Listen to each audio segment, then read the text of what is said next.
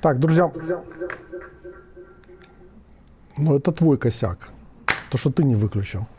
Так, друзья, всем привет, серферы, бездельники, девианты. Начинаем наш эфир. Мои дорогие архаровцы, и я сегодня решил сделать по украино-польской тематике, потому что последние недели все несется, к сожалению, в самую ужасную сторону. И, собственно говоря, почему я задержался? Потому что я сделал очень много переводов в HeyGen,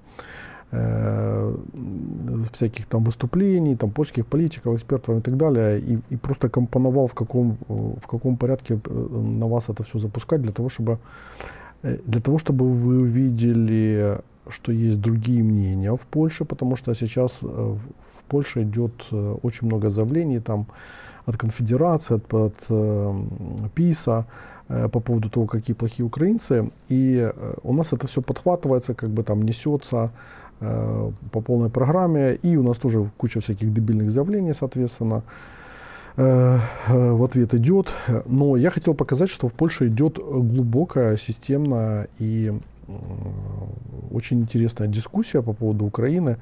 И у нас, к сожалению, ее почему-то игнорируют. Ну почему игнорируют? Потому что всегда проще там начать хейтить. И, собственно говоря, вся эта история, она показывает, как неполноценность какая-то, которая присутствует у многих людей и часто присутствует у политиков, а в данном случае прежде всего речь идет о политиках, как такая неполноценность, которая требует наличия лоха, наличия иного, вот, которого можно позиционировать в позиции лоха, как эта неполноценность, она заставляет этих лохов обозначить, значит, этих лохов определить в качестве людей второго сорта, и как следствие на них отстраивать всю свою политическую линию. Собственно, что в Веймарской республике, когда она переходила к нацизму, что в Польше сегодняшней, и что в Украине,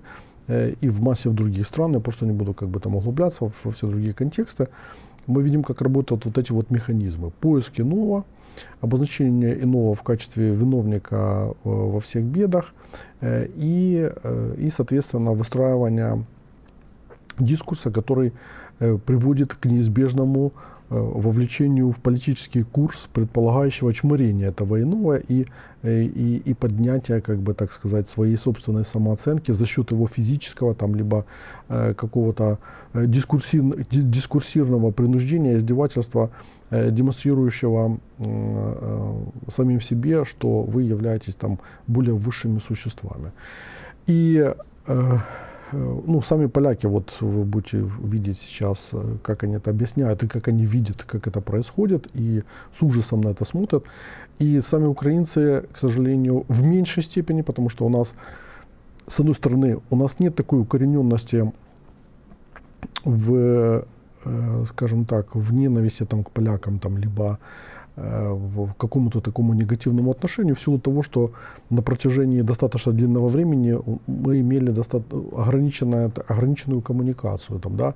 Плюс различия между Западной Украиной, которая была по объективным причинам больше вовлечена в коммуникацию с поляками, с польским государством, и центральной и восточной Украины, южной Украины, Наднепрянской Украины было меньше, и, соответственно, в традиции просто в меньшей степени осталось всякие там стереотипы, отталкиваясь от которых можно легко раскручивать любого рода нарративы, которые позволяют их там позиционировать как врагов, как каких-то, как он даже, я одного идиота забанил, там Польша гиена Европы, как бы там, да, известное там расхожее выражение, и прочие вот такие вот стереотипы, которые используются в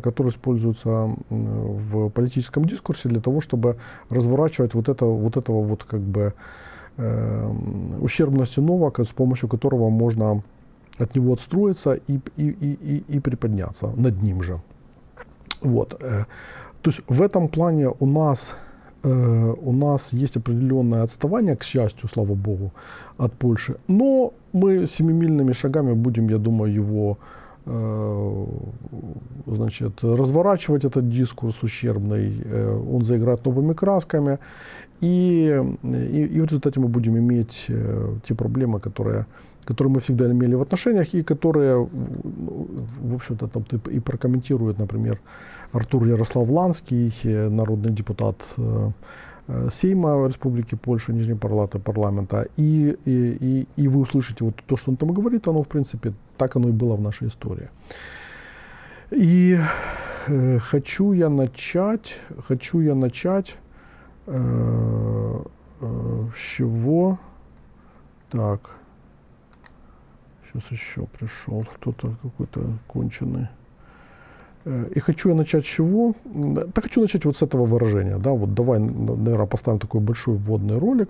Это польский журналист, который, ну, в принципе, вот хорошо расставляет акценты. Давай, поехали. Выступление депутата Януша Ковальского в Сейме, который во вторник в Сейме потребовал от министра Новицкой, тут он даже перепутал фамилию, раскрытие информации о наличии украинцев в правительстве.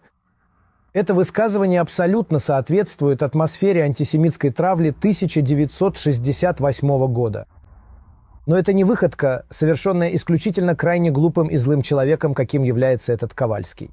Скорее, это выражение определенной атмосферы ненависти, которую мы сейчас видим в тысячах интернет-постов таких украинофобов, как Гжегош Браун или Леш. Ну вот, не отреагировал правильно наш режиссер, не вовремя, но я просто хотел там сделать такой акцент. Вот. Там он, когда вспоминает про вот эту антисемитскую травлю 1968 года, то в Польше были сильные антисемитские настроения, которые не искоренились даже после Второй мировой войны, в ходе которой евреи, как вы знаете, были уничтожены. Ну, это была по объективной причине, потому что в Польше очень миллионы евреев проживали там на протяжении длительного времени. И вот депутат, перед этим, которого он вспоминает, он прославился тем, что он там призвал искать, значит, среди польских политиков, украинцев, ну, людей с украинскими корнями, и это просто взорвало как бы польский политический дискурс, потому что, ну, это выглядело, ну, просто крайне радикально, скажем так, и, ну, в духе вот этих вот традиций, о которых вспомнил вот этот журналист. Я буду иногда время от времени как бы с такими комментариями вступать для того, чтобы лучше вам объяснить, что и о чем. Поехали дальше. Миллер, а также в физических нападениях на украинскую молодежь. Или когда так называемые культурные дамы, пожилые женщины в автобусе, делают детям замечания, чтобы они не говорили по-украински, потому что они находятся в Польше. Конечно, в том же духе находится и дьявольская идея президента Навроцкого лишить президента Зеленского ордена Белого Орла, который он получил в апреле 2023 года от президента Дуды. Это просто беспрецедентный акт враждебности. Этого ордена Белого Орла не лишили ни Муссолини, ни Гульбиновича, осужденного за домогательство к детям, ни императрицу Екатерину, ни канцлера Шрёдера. А вот лишиться его должен лидер народа, который сражается за нас с российским империализмом. Мы наблюдаем такое антиукраинское ожесточение, во главе которого решил встать президент Навроцкий. И это втройне абсурдно и плохо. Во-первых, с моральной точки зрения. Лучше всего это выразил Эдвин Бендык в статье на ОКО Пресс, задав вопрос, действительно ли мы хотим поучать украинцев, под какими знаменами им следует погибать, в том числе и за нашу свободу. Это также проявление, я бы сказал, узкого национального эгоцентризма, который не видит ничего, кроме собственного воспеваемого страдания. Память, между тем, это память о подполье украинской повстанческой армии, это источник силы для украинцев в борьбе с российским агрессором. Я видел на фронте солдат с красно-черными нашивками рядом с желто-голубыми, которые не слышали, я знаю, потому что спрашивал, вообще не слышали о Волынской резне. Мы здесь таким образом вступаем в сферу разбирательства с символами, вместо того, чтобы увидеть, например, что наконец-то после лет застоя ведутся эксгумации и поиски жертв Волынской резни. И вот это должно иметь значение, а не символы. Наконец, совершенно ошибочна сама идея, что можно навязать другому народу свою политику памяти, что можно воспитать другой народ. Это такой колониальный, высокомерный подход, который, к сожалению, у нас по отношению к украинцам в крови. Между тем, каждый народ должен сам прийти к осмыслению и признанию своих ошибок. Германия, которую часто ставят в пример, действительно осмыслила Вторую мировую войну, но начала этот процесс только в конце 60-х годов. Нам тоже понадобилось время, чтобы признать участие поляков в Холокосте, и это тоже страница, которая еще не закрыта. Петр Сенк также описывает в замечательной статье «Наука Пресс» такое заблуждение, что можно убедить украинцев отказаться от своих национальных мифов, потому что они ранят нашу память. Или попытаться добиться этого шантажом, мол, иначе вы не войдете в Европейский Союз, правда? Или подчинить их принципу благодарности. В конце концов, это политически очень опасная позиция. И опаснее она для Польши, чем для Украины, которая сейчас выходит на позицию страны с огромным военным потенциалом. Не так ли? 60% вооружения производится на месте. Но речь идет не только о военном потенциале. В результате за эти наши исторические жесты мы можем заплатить тем, что Польша, хотя и была первой страной, которая оказывала помощь Украине и отправляла туда свои танки, тогда, когда Германия еще размышляла, когда же Украина падет, окажется последней в очереди на восстановление послевоенной Украины. Не говоря уже о том, что мы теряем позицию серьезного европейского государства, которое видит проблему Украины, проблему России, проблему этой войны в каком-то более широком контексте, чем только собственные воспоминания 80-летней давности. И, наконец, кратким выражением таких последствий этой политики достоинства, которой мы сейчас так кичимся, является тот голый факт, что президент Зеленский, отправляясь на встречу в Лондоне коалиции желающих, то есть этой тройки европейских лидеров, Великобритания, Франция, Германия, из которой мы по собственному желанию уже раньше вышли и которые сейчас обсуждают, как выиграть войну с Россией. Верно? Впервые Зеленский не воспользовался аэропортом в Жешуве. Итак, вместо того, чтобы быть в европейском авангарде желающих, мы оказались в одинокой позиции страны, не желающей участвовать. Браво мы!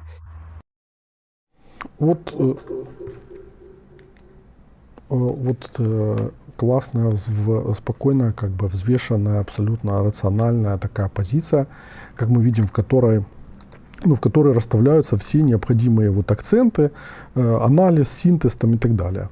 И таких позиций много. Я их специально собрал, чтобы показать, что очень значительная часть польского общества, она абсолютно адекватна в восприятии и хорошо осознает, что происходит и чем это, самое главное, может повернуться. И вот одним из таких моих любимых персонажей в этом дискурсе, так сказать, это Артур Ярослав Ланский, вот как я там говорил выше, это польский политик из Щецина, по-моему, из Щецина. В 2019 году впервые был избран в Сейм, потом переизбрался в 2023 году. Он от коалиции обывательской, то есть он из партии Туска, и известный там сторонник евроинтеграции, тесного партнерства с Украиной. Занимает должность заместителя председателя комиссии по местному самоуправлению и региональной политике.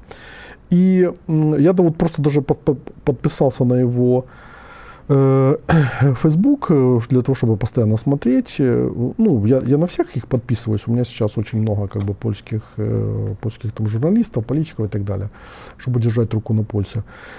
И вот его выступление в Сейме, оно такое очень красноречивое и, я думаю, достойное внимания.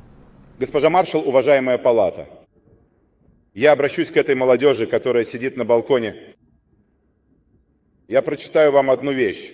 Чупрык Леон Филипп, сын Петра, родился в 1904 году, убит после пыток УПА 17 марта 1945 года. Это был мой дядя, брат моего деда. В то же самое время мой дед уже был вывезен со всей семьей в Сибирь. А говорю я вам это потому, что считаю, историческая политика в исполнении права и справедливости вредит Польше. Что историческая политика в исполнении права и справедливости отнимает у нас друзей вокруг, оставляет нас одних перед лицом нашего настоящего врага. А этим настоящим врагом является Россия. Была, есть и будет. Если мы не создадим друзей в буферной зоне, то есть между нами и Россией, мы все время будем под угрозой. Уже не я, а вы. Вы должны об этом помнить. А теперь небольшая история, чтобы вы знали и делали правильный выбор. Орден Белого Орла учредил Август II Сильный в 1705 году. Через 2 года Сейм утвердил этот орден. Знаете ли вы, кого первым наградил польский король? Итак, первым награжденным орденом Белого Орла был украинский гетман Мазепа. В то время он сражался вместе с Польшей, со своими отрядами против царской России. Через год он перешел на сторону России и воевал против Польши. В конце концов, он оказался в шведско-французском лагере и стал сторонником Лещинского. Когда Август II Сильный через 2 года вернулся на трон, а Лещинского изгнали во Францию, он не отобрал орден у Мазепы. Единственный человек, у которого был отобран орден, госпожа маршал, минута, единственным человеком, у которого был отобран орден, был Винсент Витас. Пилсудский отобрал его у него после санационного государственного переворота. Но первый президент в изгнании Рачкевич вернул Витасу орден Белого Орла. Этот орден получили польские герои, например, Костюшка. Но его также получили многие недостойные люди и те, кто убивал поляков. Его получил Суворов, палач Праги, его получил Пашкевич, его получил Муссолини. Никому не отобрали. Вы должны задуматься, должны ли политика и история настолько переплетаться, чтобы помнить только о плохом и не вспоминать о хорошем. Когда Украина и Польша вместе сражались против России, мы всегда побеждали. Когда Россия нас поссорила, не стало ни Польши, ни Украины. Большое спасибо.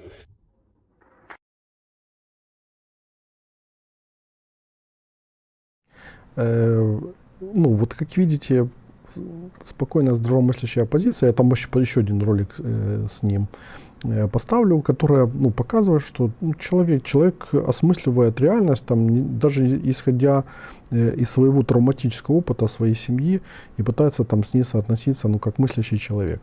Там, кстати, у меня в комментариях написали, что я вывел вот этого Окопресс, там, кто там, значит, этого журналиста, и что-то нишевое сообщество, состоящее скорее из левых радикалов. Смотрите, я вообще не интересуюсь, это Окопресс, но там нишевая, не нишевая, газета Выборча там дальше будет, вот, нишевая, не нишевая, и так далее и тому подобное. Меня интересует позиция и соотношение этой позиции с нашей ситуацией. Все. Я беру абсолютно разных людей, многих из которых я там как бы и не знал до этого, там не разбирался. Вот, поэтому я поступаю вот таким образом. То, что мне кажется интересным, я вывожу и показываю, потому что, ну, я не знаю, кто в нашей благосфере, кто в наших социальных медиа вообще напрягается такой работой, вот просто убивает там часы своего времени, там, да, садится, это все переводит, слушает. Я сначала на польском это все прослушал, как бы для того, чтобы, ну, понять, стоит выводить там или не стоит. Потом перевожу, потом слушаю, как оно перевело, и потом уже только как бы вы получаете готовый продукт. Это все, ну, это все время, там, да, это все время. И я думаю, что это уникальный продукт, потому что у нас скачут по вершкам, и как следствие мы имеем те проблемы, которые мы имеем сейчас в отношениях с Польшей, потому что все, как всегда, тупо и беспощадно. Так, идем дальше. Идем дальше. Давай вот еще вот этот. Вот это эксперт польский. Следующий сюжет. Он у них там по экономике. Давай. Мы должны осознавать, что без украинцев, этого почти 1 миллиона людей, работающих легально, а ведь есть еще и те, кто работает нелегально, легально работающих в Польше, у нас была бы полная экономическая катастрофа. И просто катастрофа в повседневной жизни. То есть симпатия к украинцам росла, несмотря на нерешенный вопрос Речи Посполитой. Вы очень хорошо сказали о волынском вопросе здесь, в этом разговоре с профессором Вержбицким. Это тоже прозвучало как-то, ну, так грустно, правда? Да, это великая трагедия, которую поляки пережили на Волыни. Но ведь этой трагедии уже сколько лет, правда? Не говоря уже о том, что поляки потом тоже неплохо отомстили этим украинцам, хотя, может быть, и менее жестоким способом, это правда. Ну, вот еще одно мнение. И вот Адам Михник, тоже следующее мнение, которое ну, Адам Михник вообще легенда, человек-легенда, хорошо известный во всем мире, вот он тоже выступает. Как поляк, когда я думаю о волынской трагедии, у меня возникает ощущение, что на время размышлений об этой теме я должен надеть украинские ботинки и примерить украинские очки, чтобы увидеть это с украинской перспективы, а не только со своей собственной. И этого же я бы пожелал своим украинским коллегам. Меня возмутило решение президента Навроцкого ходатайствовать о лишении этого ордена. Президента Зеленского. По моему мнению, не вдаваясь в подробности, он заслужил это своей позицией. В момент агрессии путинской России против Украины президент Зеленский сказал, по крайней мере ему это приписывают, «Мне нужна не эвакуация, а оружие». Я просто хотел своим подписью выразить убеждение, что место демократической Польши – это в отношении Украины мы должны сказать о себе. Мы в Европе все украинцы. Когда убивают одного ребенка в Украине, одного мужчину, одну женщину, это как если бы убивали кого-то из нашей семьи, и мы должны этого придерживаться. Самое важное – это то, что будет с Украиной, с украинками, с украинцами, с их странами, с ними, с детьми. И сможем ли мы в Европе мобилизоваться, чтобы помочь Украине выиграть эту войну? Потому что от этого зависит будущее наше, наших детей, наших внуков.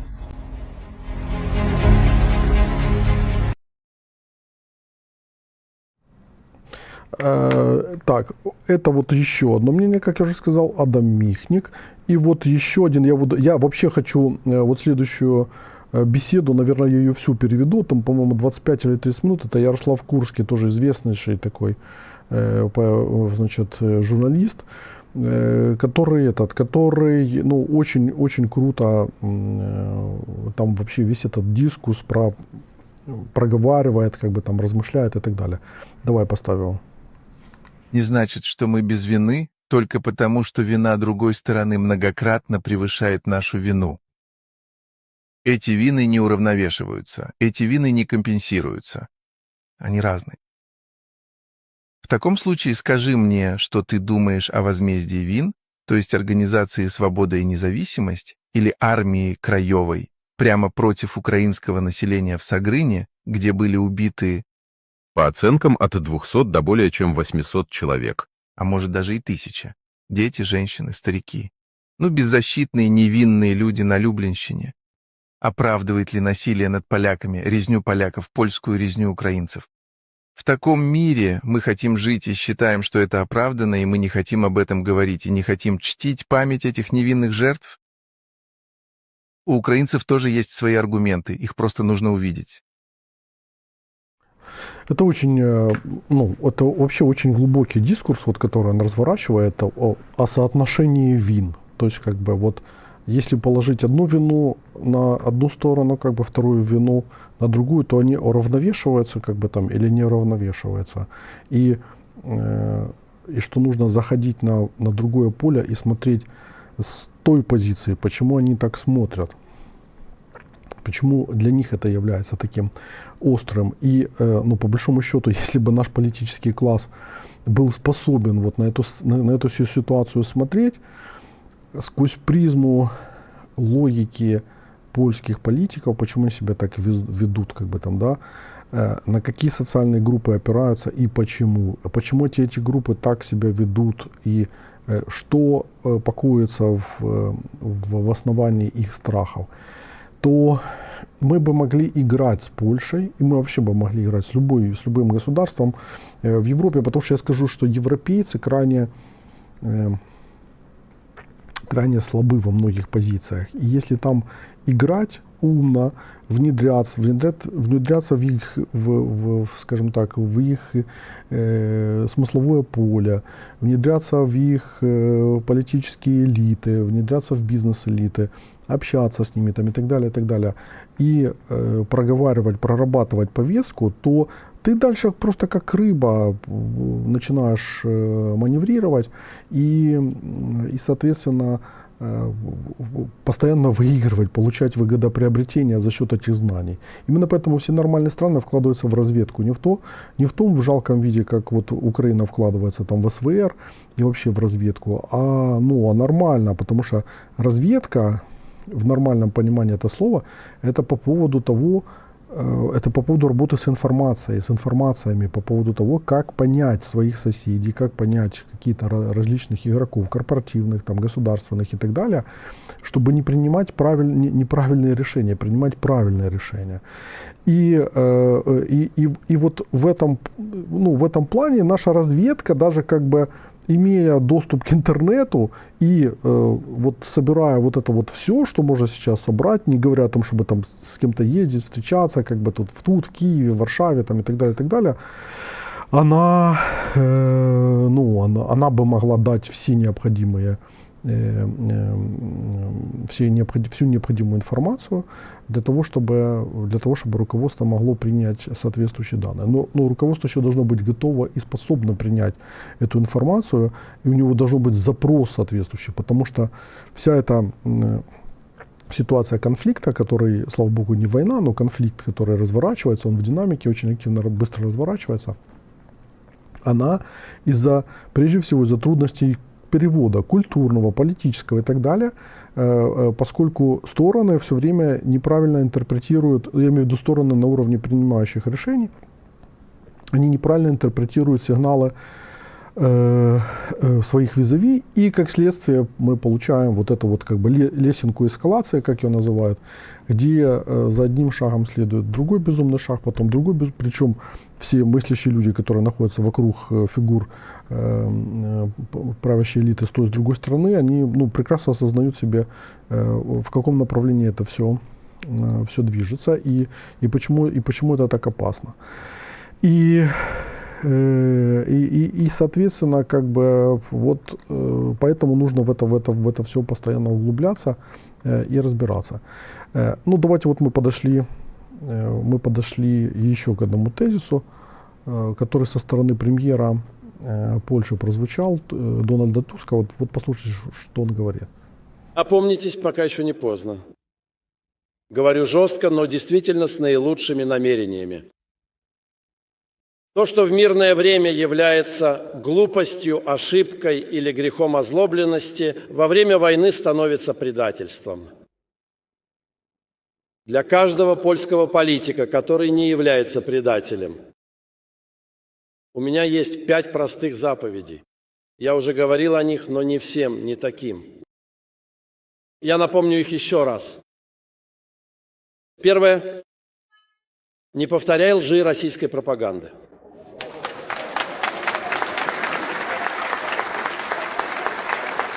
Второй момент. Не подрывайте доверие к польской армии и польским государственным службам, а также не создавайте препятствий в их текущих действиях.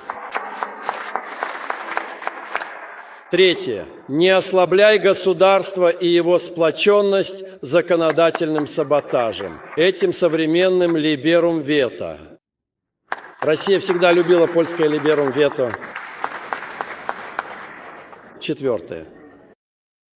Не подрывай европейское единство. Будь за сильный Запад, а не за Россию. Пятое. Стой на стороне Украины в ее войне с Россией без всяких «но». Каждое такое «но» работает на Россию, а значит, против нашей безопасности. Помни, во время войны не бывает никаких «но». Просто либо ты за Польшу, либо против нее. А в вопросе национальной безопасности перед лицом российской угрозы либо мы будем едины, либо нас не будет вовсе. Проще сказать не могу и надеюсь, что наконец-то дошло. Слушаешь Туска и понимаешь, что перед нами наш союзник, с которым нужно выстраивать отношения, которого нужно не подставлять, давать ему пасы для того, чтобы он усиливал свои позиции внутри польской вот этой политической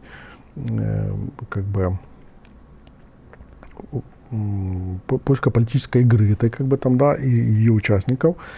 И соответственно, уже отталкиваясь от этого, ну, ты можешь как минимум минимизировать всякие беды, которые могут свалиться на твою голову. Но нужно понимать, что даже Туск, который очень хорошо все понимает и который является нашим союзником действительно, он уже ограничен в маневре, настолько этот дискурс поднялся, развился и стал политическим мейнстримом, что его невозможно игнорировать, что он вынужден делать оговорки вроде той, что вот мы сейчас услышим. Польша здесь является лучшим из возможных примеров для НАТО. Мы также будем обсуждать, и Польша будет здесь последовательно, необходимость поддержки Украины в войне с Россией. Но я обращаюсь ко всей делегации с просьбой быть осторожными с какими-либо заявлениями о дальнейшем финансовом содействии со стороны Польши. Не потому, что я считаю, что Украине не нужна финансовая поддержка. Я считаю, что на Польше лежит очень большая ответственность за всю восточную границу Европейского Союза, и все должны это учитывать.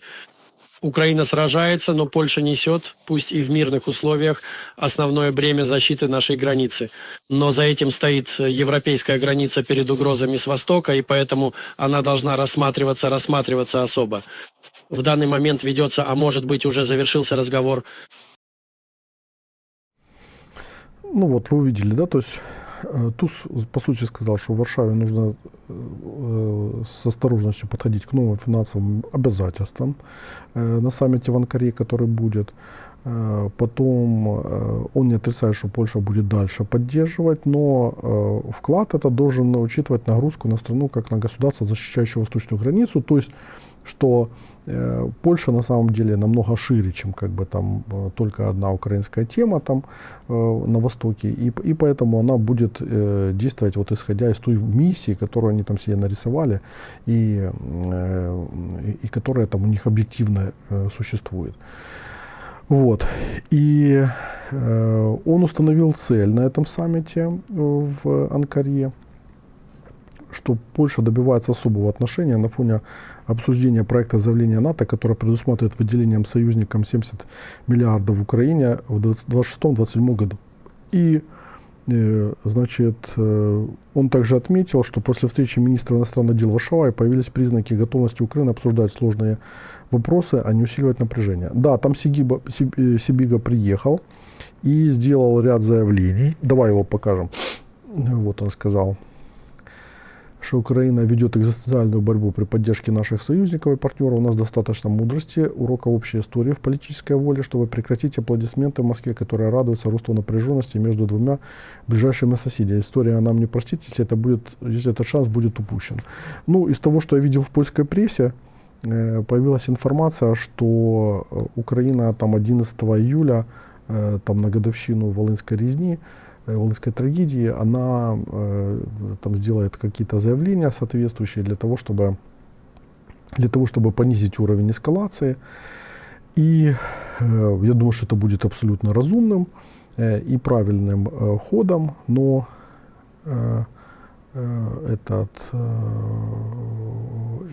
собственно говоря, это хорошо, да. Вот еще одно видео вот в этом контексте. Давай сначала Буданова поставим, что Буданов сказал, как он охарактеризовал конфликт, и потом еще поставим Артура Ярослава-Ланське. Конфлікти з Польщею була напруга із Польщею, це класичне дипломатичне напруження. Це не конфлікт. Це протиріччя, давайте так. Але ну давайте спробуємо на ваше.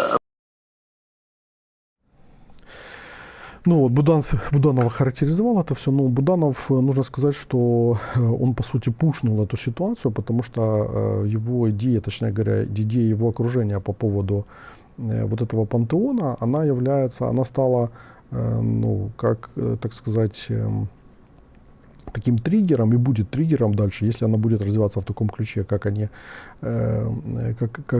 вот первоначально там заявили, начали разворачивать. И поэтому, ну, конечно, тут надо переходить от тактических ходов к стратегическим, потому что дальше будет все вот так вот, как Артур Ярослав-Ланський говорит вот в этом следующем видео. Ну и что? Дела идут. Можно сказать, стоит только стукнуть по столу, как ножницы откликнутся. Один псевдолидер нации со своей командой из Бельведера вручает медаль другому, а те, вместо того, чтобы воспользоваться случаем и промолчать, нет, начинают во имя какого-то странного чести возвращать свои ордена, которые получили от нас. Я лишь напоминаю господам украинским министрам, что ордена они получили не от президента Дуды или Навроцкого, а от польского народа. А теперь я призываю и тех, и других немного почитать историю. Не из наших учебников, потому что, как я вижу, каждый из нас пишет эту историю по-своему. Я знаю, купите себе американскую или французскую книгу и почитайте там, что происходило хотя бы со времен Хмельницкого. Я скажу вам, каким всегда был финал. Финал был такой, что нас всегда мирила Россия. Да, у него просто по-ежи-гофмановски получилось. Помните последние кадры в «Огнем и мечом» в этом фильме прекрасном, где там Багун уезжает там куда-то в сторону после окончания этого всего сюжетного действия, и он говорит, что вот пока браты чубились, то Москва выигрывала там, да, на этом разбрате. И вот я читаю ваши реакции, и здесь вот есть массу интересных комментариев, я вот прокомментирую и дальше начну входить вот в основную, так сказать, сюжетную линию этого моноэфира. Привет из Литвы, пишет, трудно теперь Украине, думаю, умные люди понимают правду. Я вам скажу, что вам в Литве тоже трудно, потому что вы находитесь в иллюзии мира, который у вас такой же хлипкий, как был у нас. А ваша элита, она тоже находится в состоянии конфликта, не может между собой договориться, и поэтому, если, не дай бог, начнется какой-то прорыв в Суwałkowskim коридоре, там, то у вас просто не будет времени. Вы там пока будете между собой договариваться, то вас уже отрежут от поляков, которые вряд ли что-то успеют сделать, и самое главное, не будут иметь мотивации что-либо делать, потому что у них недостаточно сил, и они будут выбирать между защитой Литвы и защитой своей территории, и как не оказаться в ситуации, чтобы не пришлось отступать за Вислу. Поэтому литовцы, вы находитесь в точно такой же ситуации, как и, кстати, поляки, которые собственно говоря, очень рискуют в случае, если Россия там начнет вот такие маневры, которые я обрисовал, рискуют оказаться с ними один на один. И здесь вот пишет Пивнич, во время Кучмы была попытка, Мирослав Попович один из тех, кто пробовал с нашей стороны по просьбе Даниловича разрулить конфликт с поляками. И, оглядываясь назад, у нас был шанс разрешить этот Гордиев узел. Но, честно говоря, мы на Ровенщине делали все возможное, чтобы инициатива Кучма не прошла. Выглядело все это чрезвычайно ущербно со стороны нашего официоза. Проблема в том, что люди очень часто не понимают вообще таких глубоких вещей, которые делаются там закладкой там, на десятилетия, а просто не объясняется там как следует, или люди не способны понять там по каким-то причинам, наверное, потому что объяснение плохое. Вот. И вот пишет Пивнич, Василий Михайлович Червони сделал все возможное и невозможное, чтобы сорвать тогда переговоры с Польшей. За ним последовал весь народный рух и парламентская трибуна. Позиция Польши была в этом вопросе невзвешенной, радикальной и ресентиментальной. И с нами можно было договориться, но надо было не с Кучмой говорить, а с народными депутатами. С Волыни был шанс. Вот такое мнение есть. Но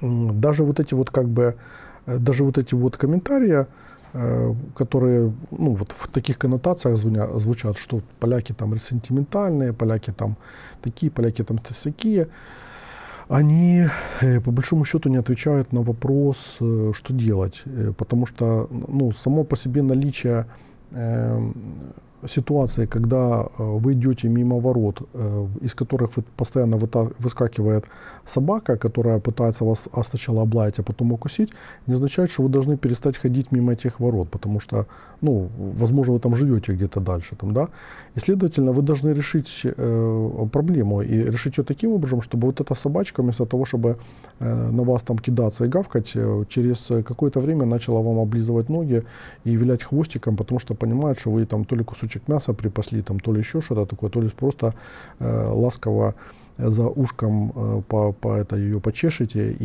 а у нее это единственная ласка, которая вообще доступна на протяжении там, всей ее жизни, понимаете?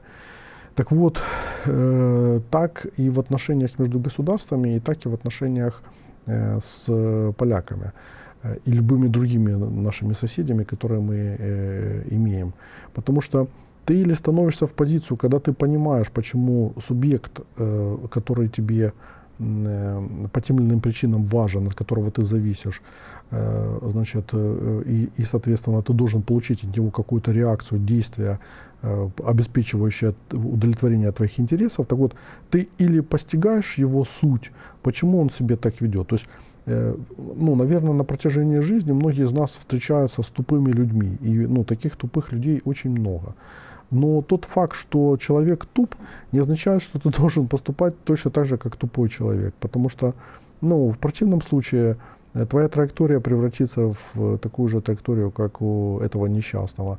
И ты должен думать за него, ты должен прогнозировать его действия, ты можешь моделировать эти действия, ты должен манипулировать его действиями, обеспечивая это, ну, соответствующей коммуникацией, соответствующим взаимодействием там, и тому подобное.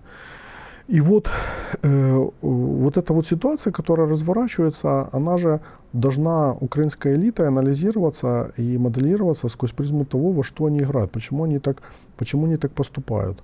То есть, если 20 лет назад этого не было, ну, в таких масштабах и в таком, а сейчас это появилось, то, очевидно, что-то изменилось, и появились какие-то условия, которых не было 20 лет назад, и самое главное осознавать, что ты эти условия не вернешь, потому что, ну, Польша за это время прошла просто огромный скачок вперед, и конфликты, подобные сегодняшним, наверное, были невозможны хотя бы по тому простому основанию, что и украинцев было меньше, и Польша была беднее, и было просто как бы не до этого, потому что не было избытка такого, который есть у Польши, и выросшее из этого самоощущения, что мы можем себе позволить в том числе и такие конфликты с Украиной, как такого рода мы наблюдаем сейчас.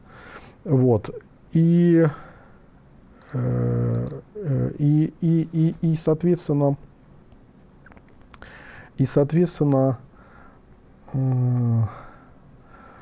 когда ты начинаешь разбираться в этом всем, то ты просто избежишь беды.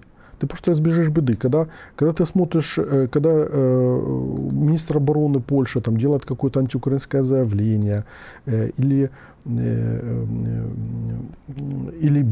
бездействует, там, да, то вместо того, чтобы там кричать громко о том, что там это антиукраинский настроенный политик там, или еще что-то такое, ты должен сначала разобраться, почему он так действует, что лежит в основе его мотивов. А в основе его мотивов, так же, как и у нас, как же вот эта вся игра с пантеоном, там, да, которая затеивается, и со всеми другими историческими вещами, которые происходили вот в нашей политике за последние годы и даже десятилетия, лежит короткий политический расчет. Как быстро и дешево капитализировать некую информацию, некое знание, с помощью которого ты можешь либо удержать власть, либо можешь получить власть. И вот, допустим, этот Камыш-Кошняк, этот как бы Владислав, да, этот глава Минобороны Польши, он находится в ситуации, для него очень важного выбора. Как в условиях, когда его крестьянская партия, которая привела его к власти, на прошлых выборах в октябре 2023 года, и которая потеряла электорат и потеряла рейтинги, и сейчас находится в коалиции с Туском и фактически развалилась на несколько фракций. Так вот, как персонально он должен оказаться дальше в обойме, оказаться в какой-то, не просто в обойме, а оказаться еще не на последних позициях, и, соответственно, либо оказаться в Сейме там, или оказаться в исполнительной власти, там, если не в качестве министра, то в качестве кого-то другого. И вот ни о чем другом в этой ситуации он не думает. А для того, чтобы в этом кресле оказаться, необходимо понимать, смоделировать ситуацию, где он может, с помощью какой политической силы там оказаться. И вот если мы понимаем, что если его крестьянская партия не победит, то, следовательно, этот политик должен переползти в какую-то другую партию, в которой он получит соответствующее кресло. И поэтому все его дальнейшие действия относительно Украины детерминируются этой логикой. А что эта логика говорит? Что ты должен не потерять то, что имеешь, то есть то кресло, которое у тебя сейчас имеется благодаря коалиции с Туском, и значит ты должен с ним заигрывать, что-то там как бы обещать, что-то размениваться в каких-то там позициях, в каких-то политиках, в обороне там и в других сферах. Что он и делает, именно по этой причине он остается министром. Вот. А с другой стороны, ты должен думать о том, какие будут итоги выборов, и понимая, что на этих выборах победит, скорее всего, правая коалиция, победят вот эти правые, ПиС плюс конфедерация, и они с высокой долей вероятности создадут новую коалицию, то ты должен думать о том, как ты окажешься в этой коалиции. А поскольку там бушуют на этом фланге антиукраинские настроения, поскольку именно эти антиукраинские настроения, разжигание антиукраинских настроений позволило двум конфедерациям существенно поднять свои рейтинги, то ты должен делать что? Ты должен делать то, что тебя не позволит, во-первых, обвинить в том, что ты там любишь Украину, ты там проукраинский, первая вводная, вторая вводная, что ты должен давать пасы конфедерации таким образом, чтобы с тобой было выгодно дружить, и, возможно, ты должен давать им пасы таким образом, чтобы поддерживать какие-то их инициативы, находясь на посту министра обороны, чтобы тебя заприметили, и ты стал хорошим активом, который можно будет использовать в ходе избирательной кампании. Вот это политическая логика по одному персонажу. А она должна быть как бы по всем персонажам, которые там проявляются. Потому что, имея их профайл, имея понимание того, во что они играют, каждый из них персонально, во что играет Моровецкий, во что играет Навроцкий, во что играет Качинский, во что играет как бы там черняки там всякие, прочее. Как только у тебя появляется этот профиль и это понимание, ты разбиваешь их всех по группам, как бы, и ты понимаешь, что вот этих нужно усилить, потому что, они наши объективно, что вот этому вот Артуру Ярославу Ланскому, да, ему необходимо давать какие-то козыри, там, так же, как и Туску. Вот, экономические преференции, экономические аргументы, политические какие-то аргументы, медийные аргументы. То есть у них должны быть козыри, чтобы они выиграли следующий выбор. А для этого ты должен поехать и с ними, или они должны сюда приехать и согласовать с ними позиции по польской как бы всей этой игре. То есть они тебе скажут, вот тут нам, пожалуйста, не надо, вот тут надо избегать вот таких вот заявлений, тут нужно как бы вот подкинуть нам пас, тут нужно дать контракт нашим каким-то подрядчикам, условно там по дронам, для того, чтобы они зашли на ваш рынок там и проявили себя, и тут контракты получили там, да. Короче говоря, просто прагматично нарисовать как бы шахматку, в которой прописать вот эти вот все интересы и начинать двигаться. И все сразу приобретет смысл абсолютно другой. Потому что ты тогда скажешь своим кадаврам, чтобы они не открывали рот, когда не нужно.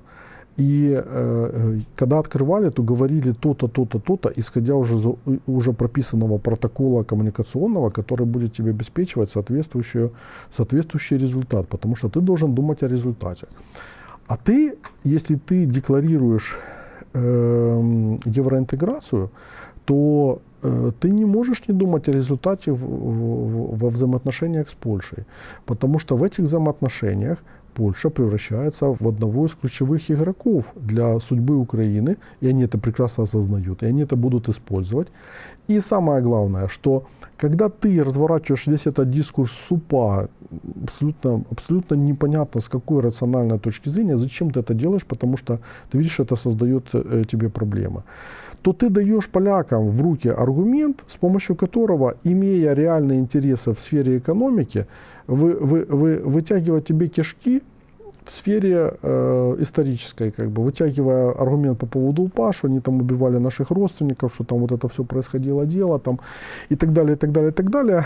И в результате ты окажешься из-за одного фактора, который второстепенен, третьестепенен, четверостепенен по отношению к твоей текущей позиции, когда у тебя выносится сейчас экономика, когда ракетными ударами выносятся там не только предприятия ВПК, но и страдают очень много предприятий реального бизнеса. Сегодня он смотрел, там в районе Херсона ударили по Чернобаевке, там рядом какая-то большая птицеферма, горит все. И местные там говорят, что там на сотни миллионов долларов ущерб. То есть у тебя реально живая экономика уничтожается, и у тебя ключевой вопрос, ты за счет какой экономики войну будешь вести? Или ты из войны выходишь как? И при поддержке кого? А когда вышел из войны, то ты откуда будешь получать поддержку? А если твоя поддержка от Евросоюза, то там же либерум вето существует, хорошо понятный полякам. И следовательно, ты должен искать, как ты будешь блокировать инициативы тех, кто в свою очередь заряжен тебя блокировать, либо заряжен россиянами, либо заряжен по каким-то своим причинам. И поэтому, конечно же, ты не должен постоянно создавать себе дополнительные проблемы. И вопрос тут национальной чести, вот этого всего, что себе начинают рисовать, он вообще ни к чему, потому что я повторюсь, если мы делаем пантеон, в котором будут заложены конфликтные фигуры, они будут заложены, исходя из той логики, в которой развивалась ситуация на протяжении последних 20 лет. Там наверняка появятся и Мельники, Бандера, я не знаю, там кто-то и Шухевич, там, и так далее, и так далее. Короче говоря, все то, что будет полякам давать аргументы по поводу этих фигур. То, следовательно, когда ты начинаешь пушить эту тему, то ты в реальной политике, в реальной ситуации и в реальных экономических и прочих процессах ты создаешь себе проблемы, чтобы что. Вот мы жили без пантеона вот этого национального, какое количество времени. И не тужили, да. Мы что получаем, вот если мы сейчас пушим этот процесс? Второй вопрос. А почему мы не сделаем пантеон современных героев? Хорошо, если кому-то хочется создать пантеон, давайте создадим, не будем заниматься на данном этапе, потому что это контрпродуктивно, это же очевидно. Но сделайте пантеон современных героев. У нас десятки тысяч, сотни тысяч погибших, раненых героев, живых героев тоже много. Так сделайте пантеон современных героев. И какой поляк, и кто-либо-то еще будет тебе по поводу такого пантеона современных героев, будет тебе выдвигать какие-то требования? Какой? Никакой же вообще. Вот я просто уверен, что этого просто не произойдет. И ты и пантеон получаешь, и можешь,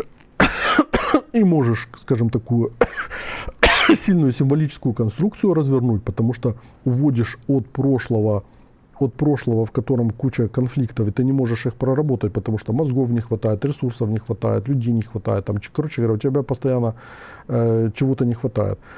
ты можешь получить вот из сегодняшнего сьогодення, ты можешь получить вот эту всю необходимый материал, и ты можешь вырулить в результате во внешних отношениях. Ты не будешь создавать себе дополнительные проблемы, и ты сконцентрируешься на экономике, сконцентрируешься на реальном секторе, сконцентрируешься на безопасности, и тебе не нужно будет посылать несчастного Сибигу там, либо кого-то еще в Варшаву для того, чтобы обсуждать вот какой должен появиться герой УПА вместо другой формулировки. Там, да? Вот. Ты будешь тратить время на то, что реально усиливает твою обороноспособность и твою возможность защитить страну. Все. Это ж лежит просто на поверхности. Тут же не нужно 7 пядей во лбу иметь для того, чтобы как бы прийти к этой схеме. Вместо этого, что мы будем делать? Мы будем делать, как бы, будет виходити там В'ятрович, там всі остальні будуть виходити казати, ні, це неможливо, це принципіально, ми не можемо відмовитися від, значить, від нашої, значить, від нашої, так би мовити, позиції. Вот. Тому маємо право, звісно, маємо право, но опять-таки, твоє право заканчивается там, где начинаются твои зависимости. А если эти зависимости огромные, то твое право будет постоянно сужаться по мере того, как твои зависимости будут расти, либо будут оставаться большими. Ну, вот так вот во всем мире, всегда во все исторические времена это работало и продолжает работать. И поэтому, если мы продолжаем идти вот этим как бы безмозглым курсом, в который поляки как бы тоже провалились, ну не как бы они провалились, и где у всех вот туннельное сознание, впереди выборы, через год выборы, и поэтому необходимо дешево и сердито мобилизировать людей для того, чтобы они бежали там, и украинцев превращать в лохов, на которых мы, отталкиваясь от которых можно, ну как бы говорить, что типа вот мы великие, а это там люди третьего сорта там, да. И у нас точно так же как бы там говорили, что с русскими еще не закрыли вопрос, не вышли из этого конфликта, из этого страшной войны, но мы уже себе создаем другие конфликты, которые, ну, мы просто не потянем такое количество конфликтов по всей своей периферии. Потому что, опять-таки, мы воюем на внешнем ресурсе. Второе, у нас слишком мощные соседи для того, чтобы позволять себе, помимо России, конфликт с кем бы то ни было еще. Вот в сумме оно все закончится катастрофой. Ну, катастрофой для отношений, потому что это не означает, там, что условно там, война начнется там, да, вот 1 июля 2027 года, там, да, или через какое-то время. Нет, это закончится катастрофой в том плане, что вырастет недоверие. То есть украинцы перестанут ездить там через Польшу, уменьшат по своей поездке, уменьшат бизнесы. Поляки то же самое делают относительно Украины. Будут друг другу делать всякие пакости. Никакого Евросоюза не будет, потому что ты не можешь вступить в Евросоюз, пока у тебя существует идеологический конфликт, углубляющийся с поляками, за которым к тому же стоят огромные экономические интересы. Все, идеология будет постоянно использоваться как оправдание для того, по каким причинам производится отказ Украины в доступе к Евросоюзу. Оно может быть и хорошо, потому что, ну, я же неоднократно говорил, что я считаю, что наше вступление в Евросовок в том виде, в котором он находится, оно, ну, ничего хорошего нам не принесет. Многие это уже осознают. Но с другой стороны, лучше иметь прагматичные, нормальные отношения, чем иметь тупик, чем иметь ступор, когда тебе нужно быстро усиливаться и быстро усиливать экономику, чтобы людей вернуть, чтобы баллистическую программу финансировать, чтобы армию иметь мощную, чтобы разведку иметь мощную, чтобы государство иметь мощное. И прочие вещи.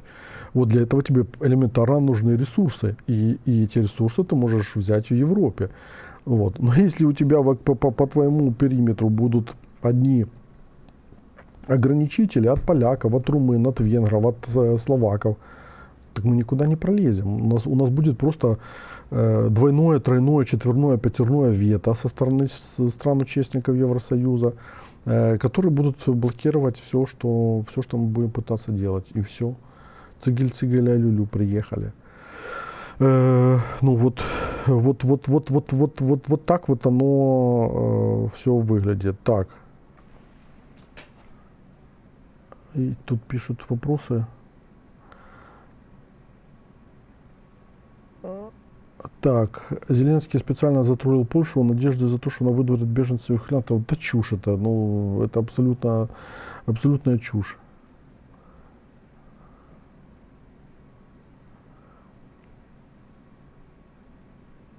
Так.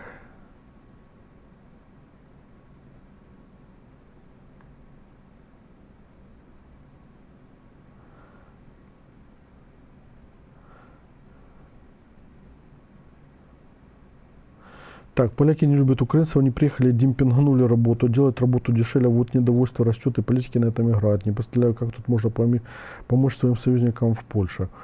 Да, проблема в том, что у поляков экономика росла там до последнего момента, еще продолжает расти. И украинцы, сколько бы они ни приехали, они нужны, потому что нужны просто элементарно рабочие руки из-за демографического кризиса. И мы на прошлом эфире показали, как это работает, сколько десятков миллиардов долларов украинцы влили, сгенерировали в экономике Польши.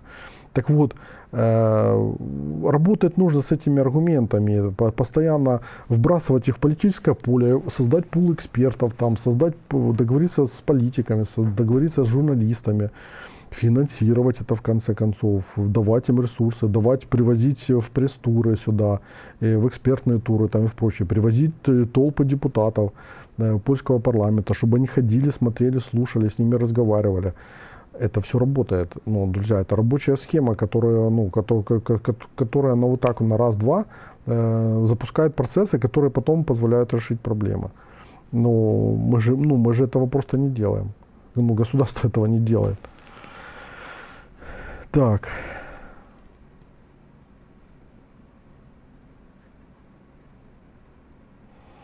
Что они демпингуют, правильно пишет Зверь. Поляки и сами в Польше не работали, да и работать них особо не хотят на тех работах. 100%. В Германию поехали, в Великобританию там, или еще куда-то на Запад и зарабатывают абсолютно еще больше, чем в Польше. Так.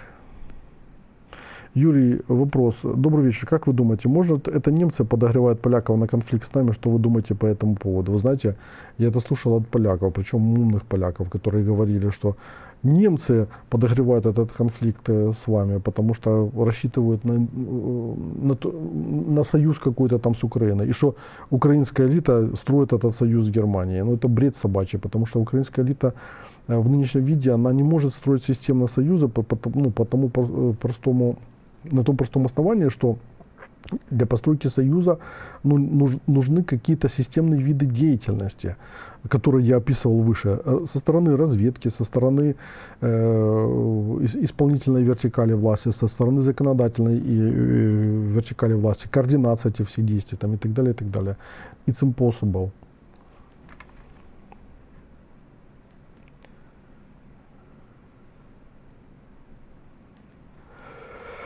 Так, давайте посмотрю. Ой, что-то мне до сих пор не выспался после этого налета, конечно.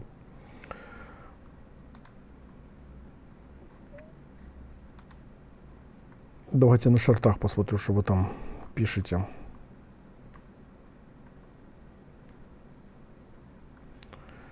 Так.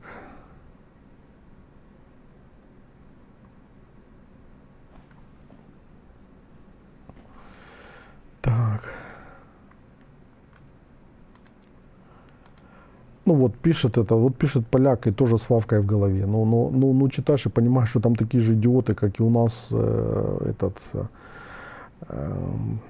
Так, до речі, той же самий Буджиш вважає, що українська дипломатія переграє польську. Ну, я Марку говорив, що він заблуждається.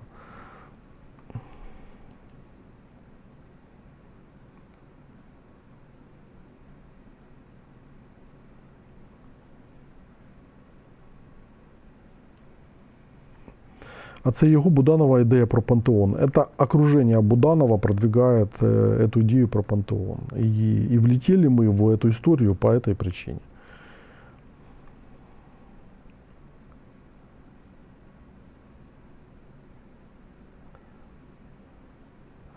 Так, якщо гратися з лівими польськими проти правих, нічого у нас не вдасться. Нужно играть со всеми. Нужно играть и с правыми, и с левыми, и даже с конфедерациями. Ну, вы знаете, что среди конфедерации там есть оружейные бароны.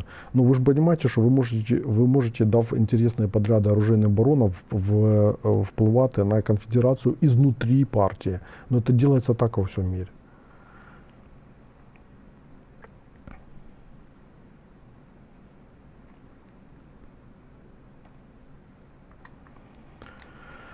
Так.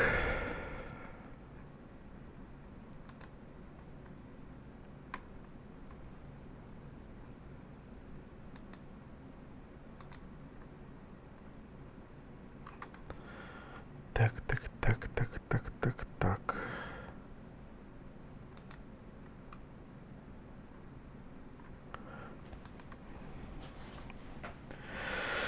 Так. Мы должны настроиться, что следующий избирательный цикл 2027 года в Польше будут за правыми. Помимо вопроса в Волыни, в Варшаве скандал с Южным госпиталем, и правые это раздувают. Туск, скорее всего, проигрывает. Но, походу, все так оно и выглядит.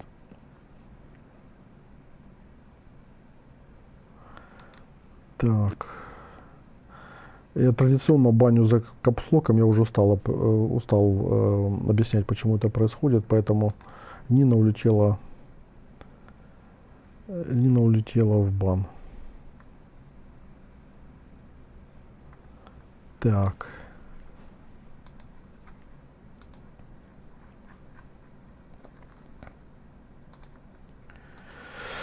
Ну все. Сколько у нас? Час 07. Я думаю, что на этом закончим, потому что давайте пару последних вопросиков и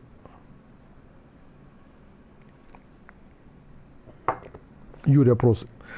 Есть ли поляки, известные в Польше, которые приняли участие в формировании Украины независимости? Может ли Зеленский сделать такой хитрый ход в этом пантеоне и их разместить? Смотрите, мы можем это наверняка сделать, и мы наверняка это сделаем. Но там же будут фигуры, которые вызывают изжогу у поляков. И даже если будут какие-то другие фигуры, все равно будет по этому поводу бешеная дискуссия в Польше со всеми вытекающими последствиями. Поэтому не нужно педалировать идею с пантеоном сейчас во время выборов. Во время войны там, и выборах в Польше, соответственно. Не нужно это просто педалировать, потому что, еще раз говорю, у нас есть абсолютно другие задачи, более актуальные на текущий момент. И мы без пантеона можем устоять в этой войне. Вот. А вот если мы будем играть так, как мы играем, и вследствие того, что у нас будет пантеон, но не будет союзников, не будет денег, и мы проиграем войну, так и пантеона тоже не будет. Но это же логика.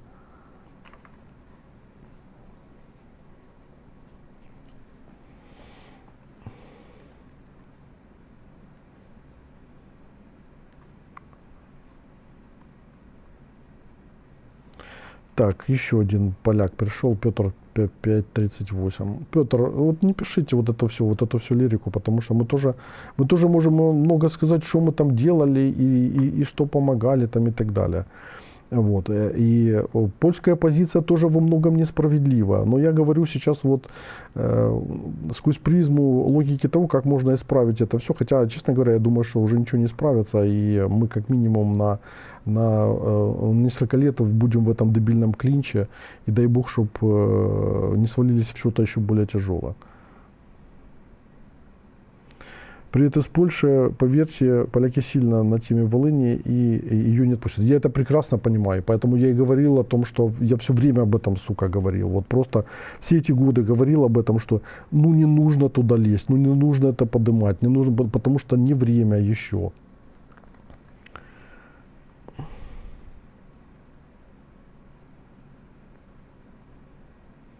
Помимо смены политики, придет ли в Польше придет ли на следующих выборах в Германии АфД и Борделла и Национальный фронт во Франции? Конечно. И об этом нужно думать прежде всего, потому что победа правых в Польше чревата серьезными проблемами, но победа вот этих правых популистов в Германии и во Франции чревата потерей финансирования со всеми вытекающими последствиями, потерей перевооружения там, и прочими вещами, потому что там больше масштаб, чем у поляков. Вот и все. И об этом нужно думать постоянно. Так, еще один бот улетел.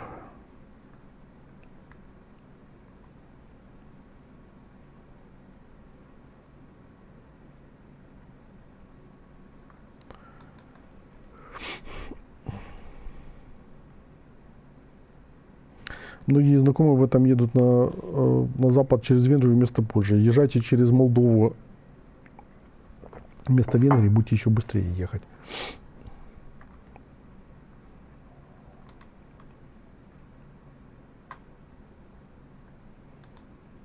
Так.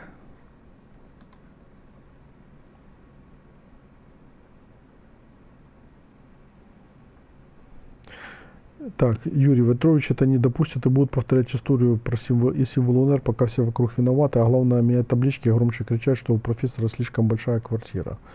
Ну, значит, будет коллапс.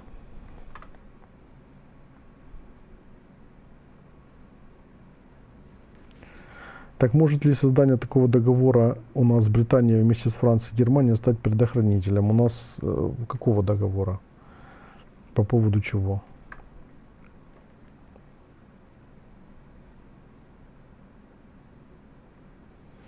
К тому списку долгов, выставленных вами на прошлом МОНа, добавлю Пилявскую с ее манифестом. Я с ней только сегодня разговаривал.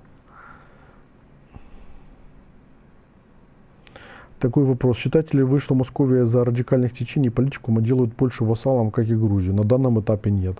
Но то, что на эту ситуацию используют, как дважды два.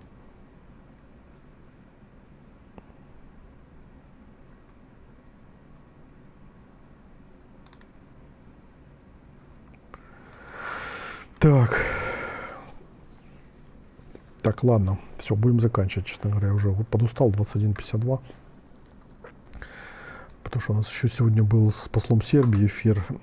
И все, короче говоря, будем...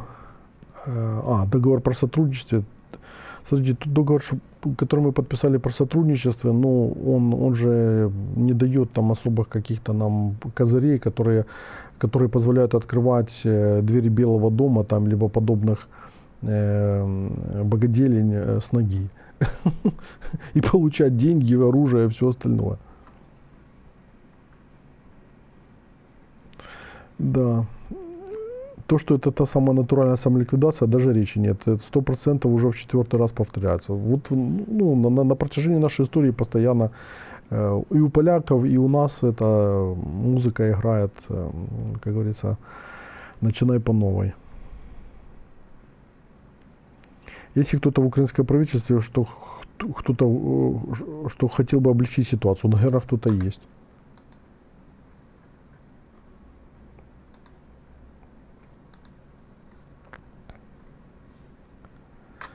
Так. Ладно, все, давайте заканчивать. Это у меня уже горло начинает болеть.